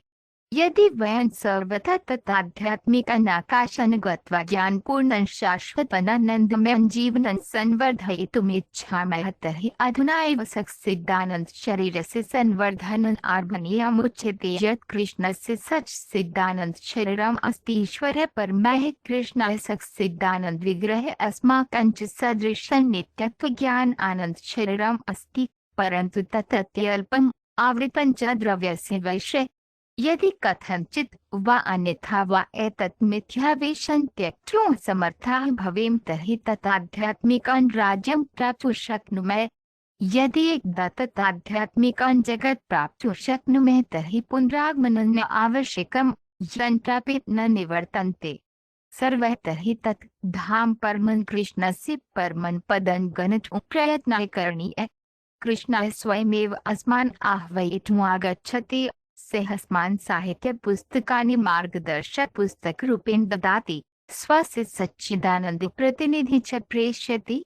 मानवजीवनाय दत्तस्याः सुविधायाः लाभः अस्माभिः गृहीतव्यः। यस्य हि तत् परमं पदं प्राप्य तपः योगध्यानादेन पुनः प्रयोजनाः अप्राप्तस्य च सर्वे तपः च व्यर्थः कालक्षयः। मानवरूपं जीवनरूपम् अस्य वरस्य प्राप्तेः अवसरः अस्ति। एतस्य जीवनस्य सिद्ध्यर्थम् एतत् मानवरूपं प्राप्तानाम् उन्नयनं राज्यस्य मातापितॄणाम् आचार्याणां पालकानां च कर्तव्यम् अस्ति। केवलं बिडालकुक्कुरवत् खाद्यं निद्रा संभोगः कलहः च न सभ्यता। अस्माभिः तस्य मानवीयजीवनरूपस्य सम्यक् उपयोगः करणीयः। एतस्य ज्ञानस्य लाभं गृहीत्वा कृष्णचैतन्यस्य सज्जीकरणं करणीयम्। येन दिवसस्य 24 घण्टाः कृष्णे लीनाः भवेम। मृत्योः समये च सदैव तस्मिन् आध्यात्मिके आकाशे स्थानान्तरिताः भवेम। सर्वतोऽधिको भगवान् अमिश्रभक्त्या लभ्यते। यद्यप्यधिष्ठानस्थोऽपि सर्वव्यापकः सर्वं तदन्तर्गतं स्थितमिति। गीता 8.22 यदि वयं तत्परमं पदं प्राप्तुं सर्वथा रुचिकुर्मः तर्हि प्रक्रिया अत्र सूचिता भक्तिः। भक्त्या इत्यर्थः भक्तिसेवा, परमेश्वर वशीकरणम्। भक्ति मूल शब्दों भजित्यर्थः सेवा इति। नारद पंचरात्रि दत्ता भक्ति परिभाषा नाम निर्मुक्ति हेति। शुद्धाध्यात्म सक्तेभ्यः शरीरात् उत्पद्यमानानि शरीरे परिवर्तने सदा परिवर्तनशीलाः च सर्वेभ्यः पदेभ्यः निर्गणो निश्चितः चेत् भक्तिं प्राप्तुं शक्यते। भक्तिं शुद्धात्मना द्रव्यं सर्वथा इति अवगन्तुम् अस्माकं वास्तविकता न तत् शरीरं यत् केवलं आत्मयाः आवरणं भवति, अपितु अस्माकं वास्तविकता दृष्टिः कृष्णस्य सेवकः दासः। यथार्थतादात्म्ये स्थितः कृष्णसेवा कुर्वन् भक्तः ऋषिकेश सेवनं यदास्माकं इन्द्रियाणि द्रव्यसंज्ञाविहीनानि भवन्ति तदा तान् इन्द्रियाधिपत्यस्य ऋषिकेशस्य कृष्णस्य वा सेवाया प्रयोक्ष्यामः। यथा रूप गोस्वामी दर्शयति अस्माभिः कृष्णसेवानुकूलरूपेण कर्तव्या। सामान्यतया वयं कस्यचित् भौतिकप्रयोजनाय वा लाभाय वा ईश्वरस्य सेवा कर्तुम् इच्छामः। अवश्यं यः भौतिकलाभार्थम् ईश्वरस्य समीपं गच्छति सः कदापि न गच्छति तस्मात् श्रेष्ठः। परन्तु अस्माभिः भौतिकलाभस्य इच्छायाः मुक्तिः कर्तव्या। अस्माकम् उद्देश्यं कृष्णस्य अवगमनं भवेत्। अवश्यं कृष्णः सीमितः अस्ति, तस्य अवगमनं न सम्भवति, परन्तु अस्माभिः यत् अवगन्तुं शक्यते तत् स्वीकुर्तव्यम्। भगवद्गीता अस्माकम् अवगमनाय विशेषतया प्रस्तुता। एवं ज्ञानं प्राप्य कृष्णं प्रसन्नम् इति ज्ञातव्यम्। तस्य प्रसन्नतानुसारेण तस्य सेवा कर्तव्यम्। कृष्ण चैतन्यम् अपार साहित्ये उक्तं महान् विज्ञानम् अस्माभिः भक्ति प्राप्त्यर्पणोपयोगाय कर्तव्यः। पुरुषः सपरः आध्यात्मिक आकाशे भगवान् परमपुरुषत्वेन वर्तमानः। तत्र असङ्ख्याताः स्वप्रकाशाः सन्ति, प्रत्येकस्मिन् कृष्णविस्तारे निवसति। चतुर्भुजाः सङ्ख्यातानां सङ्ख्यकाः, ते सर्वव्यक्तिः ते अवैयक्तिकाः न सन्ति। एते पुरुषाः व्यक्तिः वा भक्तिना न तु आह्वयन् दार्शनिकेन मानसिकेन वा न च शारीरिकव्यायामेन अपितु भक्त्या फलात्मकक्रियायाः व्यभिचारान् विना उपगन्तुं शक्यन्ते। पुरुषः परमपुरुषः कीदृशः? यास्यान्तः स्थानानि भूतानि येन सर्वमिदं तत्। प्रत्येकं जीवं सर्वं च तस्य अन्तः अस्ति, तथापि सः बहिः सर्वव्यापी अस्ति। कथं तत्? एक देशे स्थितोऽपि रश्मिभिः सर्वतः स्थितः सूर्यसदृशः। यद्यपि ईश्वरः स्वस्य धाम परमं स्थितः, तथापि तस्य शक्तयः सर्वत्र वितरिताः सन्ति। न च स स्वशक्त्या भिन्नः, यथा सूर्यप्रकाशादित्योः विभिन्नत्वम्। कृष्णस्य तस्य शक्तयोः च न विभिन्नत्वात् भक्तिसेवाया उन्नताः चेत् कृष्णं सर्वत्र द्रष्टुं शक्नुमः। प्रेमजनाच्युरित भक्तिविलोकनेन सन्तः सदैव हृदेषु विलोक्यन्ति। आदिपुरुषं गोविन्दं पूजयाम्यहं शुद्धा भक्ताः भगवत्प्रेमलिप्तनेत्राः सदा हृदयान्तरे अवलोक्यन्तीति। भा 5.382 ये ईश्वर प्रेमेण परिपूर्णाः सन्ति ते ईश्वरं नित्यं स्वपुरतः पश्यन्ति। न तु गतरात्रौ वयम् ईश्वरं दृष्टवन्तः सः अधुना नास्ति। न कृष्णचेतनस्य कृष्णः सदा वर्तते नित्यं प्रतीयमानः। अस्माभिः केवलं तस्य दर्शनार्थं नेत्राणां विकासः करणीयः।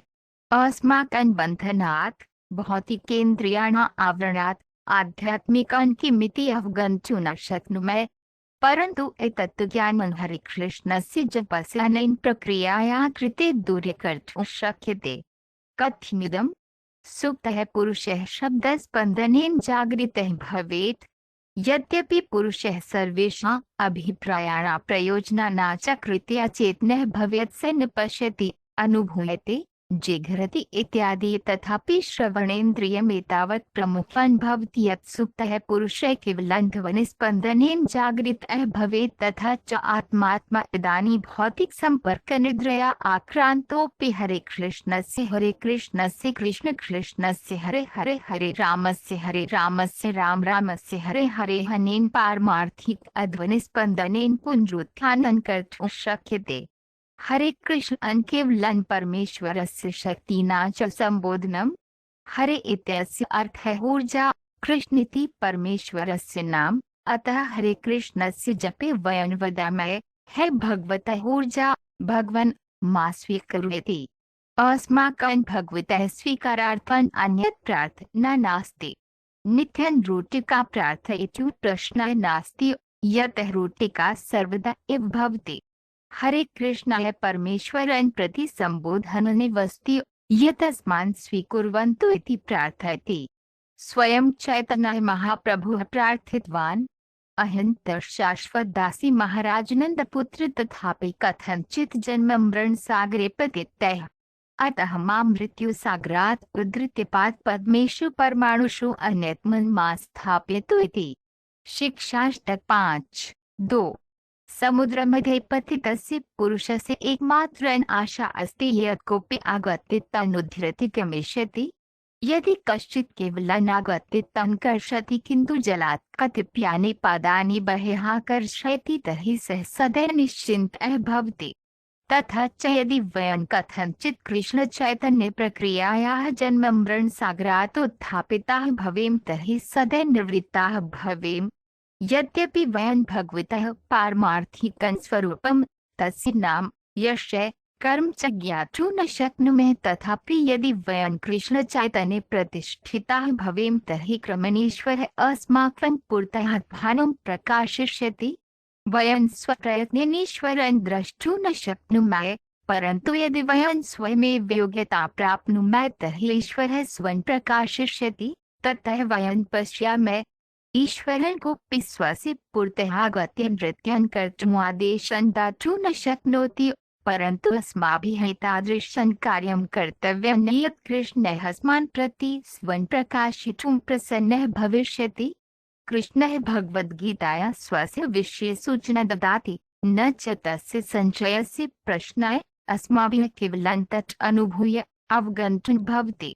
भगवद्गीतायाः अवगमनाय पूर्वा योग्यता आवश्यकी निरपेक्षमञ्चात् उक्तत्वात्। कृष्णस्य नामजपस्य सरल प्रक्रिया एकः किम् ईश्वरः किम् भौतिकाध्यात्मिक ब्रह्माण्डानि किम् वयं किमर्थं कण्डिशन् स्मः तस्मात् कण्डिशन् करणात् कथं बहिः गन्तुं शक्नुमः अन्यत् सर्वं च पदे पदे प्रकाशिष्यति। वस्तुतः प्रत्ययस्य प्रकाशस्य च प्रक्रिया अस्माकं कृते विदेशीया नास्ति। प्रतिदिनं वयं किमपि विषये विश्वासं कुर्मः यत् अस्माकं विश्वासः अस्ति यत् पश्चात् प्रकाशितं भविष्यति। वयं भारतं गन्तुं टिकटं क्रेतुं शक्नुमः। टिकटस्य आधारेण अस्माकं विश्वासः अस्ति यत् वयं तत्र परिवहनं करिष्यामः इति। किमर्थं टिकटस्य कृते धनं दातव्यम्? वयं केवलं धनं कस्माचित् न दद्मः। कंपनी अधिकृता विमान सेवा च अधिकृता अस्ति, अतः विश्वासः निर्मितः भवति। विश्वासं विना वयं स्वजीवनस्य साधारणेकं पदनगरे गन्तुं न शक्नुमः। अस्माकं विश्वासः भवितुमर्हति, परन्तु यत् अधिकृतं तस्मिन् विश्वासः एव भवितुमर्हति। न तु अस्माकं अन्धः विश्वासः अस्ति, अपि तु वयं किमपि ज्ञातं स्वीकुर्मः इति। भगवद्गीता भारते सव्यववर्गीयः शास्त्रत्वेन स्वीक्रियते च। भारतात् बहिः यावत् अनेके विद्वांसः धर्मशास्त्रज्ञाः दार्शनिकाः च भगवद्गीता महति आधिकारिकं ग्रन्थम् इति स्वीकुर्वन्ति। भगवद्गीता अधिकारितेन प्रश्नः। एतादृशः वैज्ञानिकः प्राध्यापकः अल्बर्ट् ऐन्स्टाइनः अपि भगवद्गीता नियमितरूपेण पठति स्म। भगवद्गीतातः अस्माभिः स्वीकारणीयं आध्यात्मिकं जगत् अस्ति यत् ईश्वरस्य राज्यम् अस्ति। यदि कथंचित् वयं कस्मिंश्चित् देशे वाहिताः भवेम यत्र अस्मान् सूचितं भवति यत् अस्माकं जन्म जरा रोगे मृत्यु च न भवितुमर्हति तर्हि कि वयं सुखिनः न भविष्यामः। यदि वयं तादृशं स्थानं श्रुतवन्तः तर्हि अवश्यमेव तत्र गन्तुं यथाशक्ति प्रयत्नः करिष्यामः। न कश्चित् वृद्धः भवितुम् इच्छति, न कश्चित् मृतुम् इच्छति। ननु तादृशदुःखरहितं स्थानम् अस्माकं हृदयस्य इच्छा स्यात्। किमर्थम् एतत् इच्छामः? यत् अस्माकं तत् इच्छितुम् अधिकारः, विशेषाधिकारः अस्ति। वयं नित्यानन्दाः ज्ञानपूर्णाः, परन्तु अनेन संलग्नेन आवृताः सन्तः विस्मृताः स्मः। अतः भगवद्गीता अस्माकं मूलस्थितिं पुनरुत्थानं कर्तुं शक्नुवन्तः लाभं ददाति। शङ्कराः बौद्धाः च परं जगत् शून्यमिति वदन्ति। भगवद्गीता तु अस्मान् एवं न निराशं करोति। शून्यतया दर्शनेन केवलं नास्तिकाः एव निर्मिताः। वयम् आध्यात्मिकजीवाः स्मः, भोगं च इच्छामः, परन्तु अस्माकं भविष्यं शून्यं भक्तिमात्रेण अस्य भौतिकजीवनस्य आनन्दं प्राप्तुं प्रवृत्ताः भविष्यामः। एवम् अवैयक्तिकाः अस्य भौतिकजीवनस्य आनन्दं प्राप्तुं यथाशक्ति प्रयतन्ते शून्यतादर्शनस्य चर्चा कुर्वन्ति। एवम् अनुमानं भोक्तुं शक्यते, परन्तु आध्यात्मिकः लाभः नास्ति। एवं पारमार्थिकः सदैव परं ब्रह्म साक्षात्करोति। स कदापि न शोचति, किमपि प्राप्तुं वा न इच्छति। सः प्रत्येकं जीवं प्रति समानरूपेण प्रवृत्तः अस्ति। तस्मिन्वस्थायां मद्भक्तेन शुद्धः लभते इति। गीता 18.5.4.2। यह भक्ति जीवने प्रगतः कृष्ण सेवायाम् आनन्दं लभते सः स्वयमेव भौतिक भोग विरक्तः भविष्यति। भक्तिमग्नस्य कृष्णेन पूर्णतृप्तिः लक्षणम्। अध्याय 5 कृष्णेन सह संगतिः यदि किमपि श्रेष्ठं प्राप्नोति तर्हि स्वाभाविकतया सर्वाणि हीनानि त्यजति। वयं भोगन् इच्छामः, परन्तु अवैयक्तिकता, शून्यता च तादृशं वातावरणं निर्मितवन्तः यत् वयं भौतिकभोगस्य व्यसनं कृतवन्तः।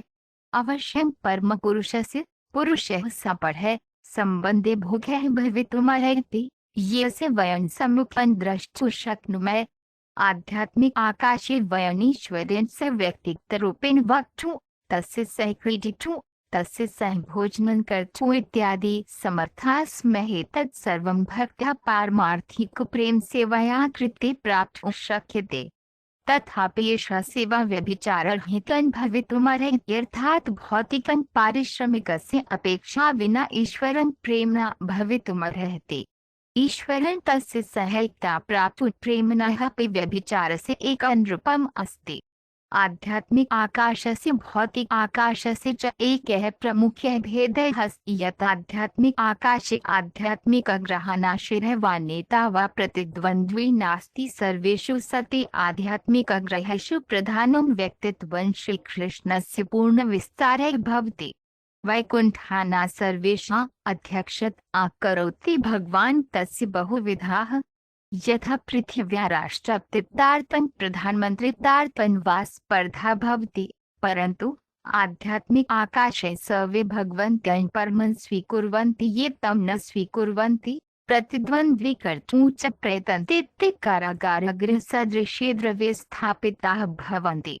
यथा कस्मिन् अपि नगरे कारागारः भवति, कारागारः च समग्रस्य नगरस्य अत्यन्तं तुच्छः भागः भवति। तथैव भौतिकं जगत् शर्तात्मना कारागारम् अस्ति। आध्यात्मिक आकाशस्य तुच्छं भागं भवति, परन्तु आध्यात्मिक आकाशात् बहिः न भवति। यथा कारागारः नगरात् बहिः नास्ति। वैकुण्ठगृहाध्यात्मनिवासिनः सर्वे मुक्तात्माः।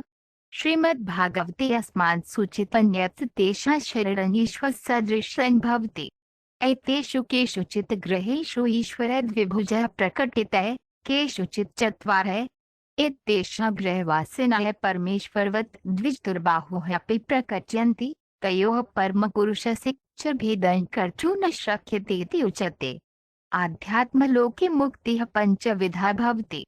सायुज्य मुक्तिः मुक्तिरूपं यस्मिन् ब्रह्माख्यस्य परमेश्वरस्य अवैयक्तिक सत्त्वे विलीयते। अन्यत् मोक्षरूपं सारूप्य मुक्ति। येनीश्वरसदृशानि वैशिष्ट्यानि लभ्यते। अनयसालोक्यमुक्ति येनीश्वरेण सह एकस्मिन् गृहे वसितुं शक्यते। साष्टिमुक्तिना भगवतः सदृशानि ऐश्वर्याणि भवितुमर्हन्ति। अनयप्रकारः ईश्वरस्य सहचरत्वेन सर्वदा स्थातुं समर्थनं करोति, यथा अर्जुनः कृष्णेन सह सर्वदा मित्रत्वेन भवति।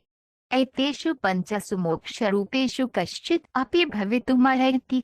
पञ्चानातो सायुज्यमुक्तिः वैयक्तिकपक्षेण स विलीयते, वैष्णवभक्तैः न स्वीक्रियते। वैष्णवः ईश्वरन्यथावत् पूजितुम् इच्छति, तस्य सेवाय पृथक् व्यक्तिगत आधारितुम् इच्छति। यदा तु मायावादी अवैयक्तिकः दार्शनिकः स्वव्यक्तित्वं नष्टं कृत्वा परमस्य अस्तित्वे विलीनं कर्तुम् इच्छति। अयं विलयः भगवद्गीतायां श्रीकृष्णेन अनुशंसितः च वैष्णवदार्शनिकानां शिष्यानुक्रमेण। चैतन्य महाप्रभुः शिक्षाष्टके लिखितवान्। 1 हे सर्वशक्तिमान भगवन्, न मे धन संचयस्य इच्छा अस्ति, न च सुन्दरीणां भोक्तुम् इच्छा अस्ति, न च मम अनुयायिनां संख्यायाः इच्छा अस्ति। केवलं मम इच्छा अस्ति यत् मम जीवने जन्मनि जन्मनि भक्तः कारण भक्तिः भवतु इति। अत्र भगवान् चैतन्यः महाप्रभुः जन्मन् जन्मान्तरम् इति निर्दिशति। जन्मनः परं जन्म यदा भवति तदा मुक्तिः न भवति। मोक्षे आध्यात्मिकग्रहान् प्राप्नोति वा परमस्य अस्तित्वे विलीयते। उभयथापि भौतिकलोके पुनर्जन्मस्य प्रश्नः नास्ति, परन्तु चैतन्य महाप्रभुः मुक्तः वा न वा इति चिन्ता न करोति। तस्य चिन्ता केवलं कृष्ण चैतन्ये प्रवृत्तः परमेश्वर सेवा एव। भक्तः कुत्र अस्ति इति चिन्ता न करोति, न च पशुसमाजस्य, मानवसमाजस्य, देवसमाजस्य वा यत् किमपि जातः इति चिन्तयति। सः केवलं ईश्वरं प्रार्थयति यत् सः तन्न विस्मर्तु। सः सर्वदा नियोजितुं समर्थः भवेत् तस्य पारमार्थिक सेवायाम्। एतानि शुद्धभक्तिलक्षणानि सन्ति। अवश्यं भक्तः यत्र कुत्रापि अस्मिन् शरीरे स्थित्वा अपि आध्यात्मिकराज्ये एव तिष्ठति, परन्तु सः स्वस्य व्यक्तिगत उन्नति आरामाय वा ईश्वरात् किमपि न आगृह्यति। यद्यपि श्रीकृष्णः स्वभक्तेन सहजतया गन्तुं शक्यते इति सूचयति, तथापि अन्ययोगविधिना योगिनां कृते जोखिम तत्त्वं वर्तते। तेषां कृते भगवद्गीतायां 8.23 स्थूलशरीरत्यागस्य सम्यक् विषये निर्देशः दत्तः। यस्मिन् संसारे व्यतीते यानि कालान्तरे प्रवक्ष्यामि भारत। सत्यम् अत्र कृष्णः सूचयति यत् यदि कश्चित् कालविशेषे स्वशरीरात् निर्गन्तुं समर्थः भवति तर्हि सः मुक्तः भवितुमर्हति। कदापि भौतिकं जगति न प्रत्यागन्तुं शक्नोति। अपरन्तु यदि कश्चित् अन्यस्मै म्रियते तर्हि तस्य पुनरागमनं कर्तव्यमिति सूचयति। अस्ति एतत्यदृच्छिकतत्त्वं, किन्तु कृष्ण चैतन्ये सदा भक्तस्य यादृच्छिकप्रश्नः नास्ति, यतः तस्य भगवद्भक्त्या कृष्णनिवासः प्रवेशस्य गारण्टी भवति। अग्निर्ज्योतिरः शुक्लः षण्मासा उत्तरायणं तत्र प्रयातः गच्छन्ति ब्रह्मविदो जनाः। अग्निदेवस्य प्रभावे ज्योतिषु शुभक्षणे चन्द्रपक्षे 6 मासेषु च 6 मासेषु परं ब्रह्मविदुः संसारात् गच्छन्ति। गीता 8.24-2 विषुवस्य उत्तरदिशि 6 मासान् दक्षिण दिशि च 6 मासान् यापयति। श्रीमद्भागवते अस्माकं सूचना अस्ति यत् यथा ग्रहाः गच्छन्ति तथा सूर्यः अपि चलति। उत्तरगोलार्धे सूर्यम्रियते चेत् मुक्तिः लभते। धूमो रात्रिस्तथा कृष्णः षण्मासा दक्षिणायनं तत्र चन्द्रमासं ज्योतिर्योगी प्राप्य निवर्ते धूमरात्रौ अचन्द्रपक्षे 6 मासेषु वा सूर्यस्य दक्षिणागमनसमये यः चन्द्रग्रहणं प्राप्नोति सः पुनः गच्छति। वेदानुसारेण अस्मात् संसारात् गमनस्य द्वौ मार्गौ स्तः, एकः प्रकाशे एकः अन्धकारे च। यदा प्रकाशे गच्छति तदा सः पुनः न आगच्छति, यदा तु अन्धकारे गच्छति तदा पुनः आगच्छति इति। गीता 25 अगस्त 26-2। एतत् सर्वं यदृच्छया एव। न जानीमः कदा म्रियमाणाः भवेम, कदाप्यदृच्छया मृताः भवेयुः। भक्त्योगिन तु कृष्ण चैतन्य प्रतिष्ठितस्य न यदृच्छया प्रश्ने स सर्वदा निश्चितः भवति। नैते सृति पार्थ जनन योगी मुह्याति कश्चन तस्मै सर्वेषु कालेषु योगयुक्तो भवर्जुने तद्विदुः पन्था भक्ताः कदाचिद् विभ्रमन्ति कदाचन। अतः भक्त्या नित्यं भव भव इति। गीता 8.27-2। मृत्योः समये यदि कृष्णस्य चिन्तनं कर्तुं शक्यते तर्हि सः सदैव कृष्णस्य निवासस्थानं प्रति स्थानान्तरितः भवति इति पूर्वमेव निश्चयकृतः। यो च मृत्योः समये मामेव स्मरित्वा शरणं त्यजति सदैव मम स्वभावं लभते। अस्य न संशयः। यो ध्यायति भगवन्तं नित्यं मास्मरन् अन्युक्तं मनाय अव्यभिचारन् स पार्थ समाप्राप्नुयात् ध्रुवमिति। भक्त 8.5 8.8-2। कृष्ण ध्यानं तादृशं सुदुष्करं भासते किन्तु न भवति। हरे कृष्ण कृष्ण कृष्ण हरे हरे हरे राम राम राम हरे हरे इति महामन्त्रस्य जपं कृत्वा कृष्ण चैतन्यस्य अभ्यासं करोति चेत् तस्य शीघ्रं साहाय्यं भविष्यति। कृष्ण तस्य नाम च अविभिन्नं कृष्ण च तस्य पारमार्थिकं धाम च अविभिन्नं। शब्दस्पन्दनेन वयं कृष्णसङ्गं कर्तुं शक्नुमः। यथा वयं वीथिकायां हरे कृष्ण जप्यामः तर्हि कृष्णः अस्माभिः सह गच्छति इति द्रक्ष्यामः। यथा उपरि पश्यन्तः चन्द्रं पश्यामः तदा स अपि सह गच्छति इति प्रतीयते। यदि कृष्णस्य जघन्यशक्तिः अस्माभिः सह गच्छति इति भासते तर्हि कृष्णस्य नामजपकाले अस्माभिः सह भवितुं न शक्यते। सः अस्मान् सङ्गतिं करिष्यति परन्तु अस्माभिः तस्य सङ्गमे भवितुं योग्यता भवितुमर्हति। यदि तु वयं सर्वदा कृष्णविचारे विलीनाः स्मः तर्हि कृष्णः सर्वदा अस्माभिः सह अस्ति इति निश्चिन्ताः भवेयुः। भगवान् चैतन्य महाप्रभुः प्रार्थयति, हे मम भगवन्, तव पवित्र नाम जीवाना सर्वान् आशीर्वादान् दातुं शक्नोति। अतः कृष्ण गोविन्दादिकं नाम शतशः कोटिः अस्ति। एतेषु पारमार्थिक नामेषु त्वया सर्वाणि पारमार्थिकशक्तयः निवेशिताः। एतेषां पुण्यनामानां जपस्य कठिनः द्रुतश्च नियमः नास्ति। हे भगवन्, त्वया पुण्यनाम्ना त्वया सुगमं कृतान्यथा दुर्भाग्यं तथापि मम तेषु आकर्षणं नास्ति इति। शिक्षाष्टक 2:2। जप मात्रेण कृष्णेन सह व्यक्तिगतसङ्गतिः सविलभाः प्राप्तुं शक्नुमः।